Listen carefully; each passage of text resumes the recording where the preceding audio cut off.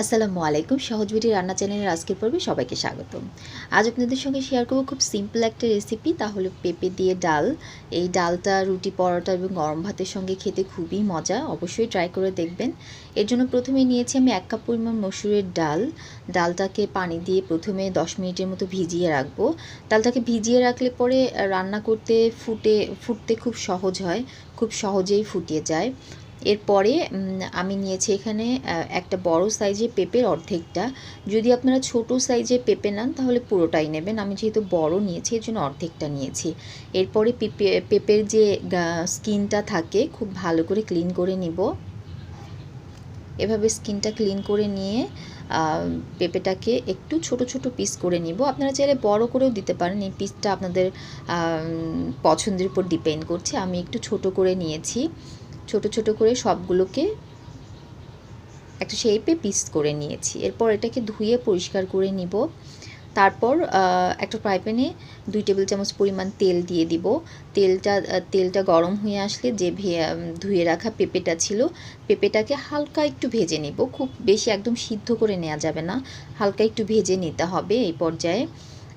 অনেকে এই রান্নাতে এ পর্যায়ে আমি দিয়ে দিচ্ছি সামান্য একটু লবণ আর একটু হলুদের গুঁড়া।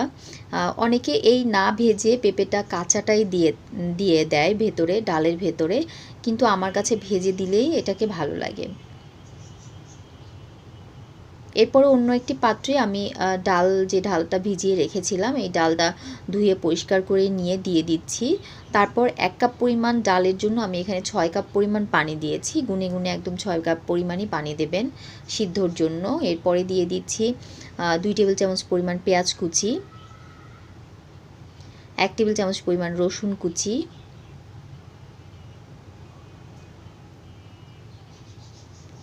4টা কাঁচা মরিচ, স্বাদ মতো লবণ, আর আধা চা চামচ পরিমাণ হলুদ। এখানে হলুদ খুব বেশি দেওয়ার দরকার নাই। আর আধা চা চামচ পরিমাণ ধনিয়া গুঁড়া, সামান্য একটু তেলটা দেয়া হয় ডালের যে একটা সাদা সাদা বল ক্রিয়েট হয়, এটা যেন না হয়, এর জন্য তেলটা দিলে ওই ফেনা ভাবটা আসে না। এরপর চুলায় দিয়ে দিচ্ছি ফুটে ওঠার জন্য। আমরা ডালটা এরকম একদম ফুটে ওঠা পর্যন্ত ওয়েট করব। যখন ডালটা ফুটে উঠবে তখন যে হালকা ভেজে রাখা যে পেঁপেটা এর ভেতরে দিয়ে দিব।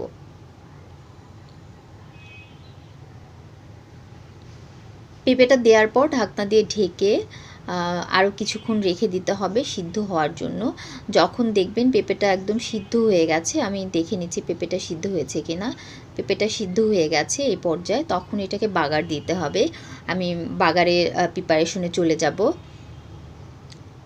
এই পর্যায়ে আমি বাগারের প্রিপারেশনে চলে যাচ্ছি। বাগারের জন্য প্রথমে একটা ফ্রাই প্যানে নিয়ে নিয়েছি তেল। এখানে 2 টেবিল চামচ পরিমাণ তেল নিয়েছি। এরপরে দিয়ে দিচ্ছি 2 টেবিল চামচ পরিমাণ পেঁয়াজ কুচি, 1 টেবিল চামচ পরিমাণ রসুন কুচি।